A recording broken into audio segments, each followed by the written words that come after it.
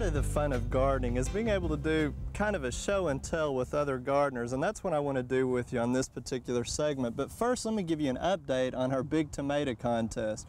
We've just harvested a Magnum variety, and it's going to beat, I think, our tomato a few weeks ago. This one is 2 pounds and 3 ounces, so that's a pretty good size.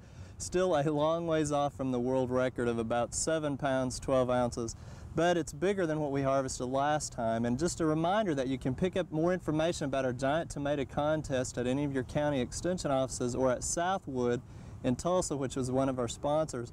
And I encourage, if you've got tomatoes bigger than this, be sure and enter, because you never know, you might can win $200 in prizes. So something fun to try this year. Now, some other interesting tomatoes that we have here.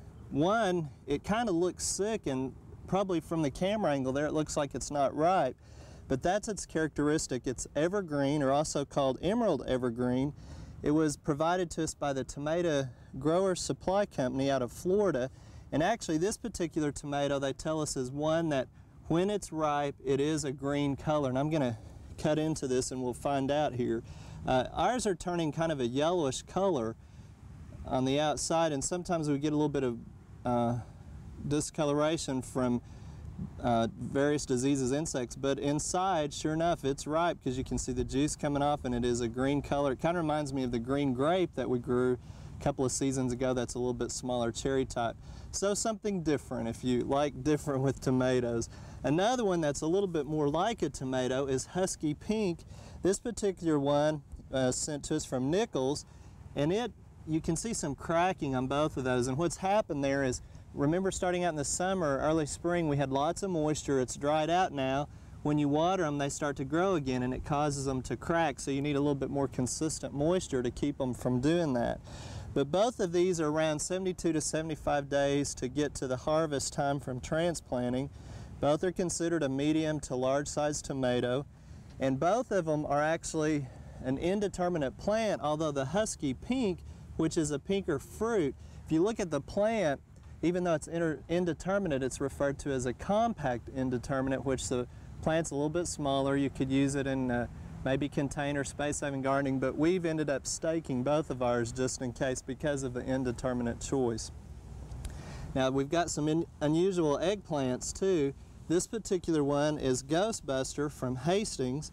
About 80 days, it's a truly white eggplant, and we'll cut into one of those and see what it looks like too. The harvest recommendations are about 6 to 7 inches, and you know, if you let them get any bigger than that, they do get tougher. It's kind of a different characteristic of an eggplant. You can see the seeds there. Now, this particular one, they tell us, is a little bit sweeter as well, and it yields abundantly, and boy does it ever, on some medium-sized plants, and they look really beautiful this time of year. Now, compare that to our Bambino eggplant, which is a new one released from Burpee. You can get production on it in about 45 days. They call it bite-sized, and actually this is a size they tell us to harvest about the size of a person's thumb, or about 1 inch. And this is a little bit bigger, and when you fill of them, you can tell that this one is a little bit harder. Again, it's a little bit tougher to cut into, and even though it's smaller, it looks a little bit more like an eggplant, what we're used to seeing. They tell us they can be broiled, used for hors d'oeuvres, or bite-sized, and the plants are more compact, about 12 inches. So that's some of our unusual things that we're trying this year. Of course, we've got more to show you throughout the season. And if you have any unusual cultivars or vegetables or anything that you'd like to share with us that we can share with other viewers, don't forget about our viewers bulletin board and to send in some pictures.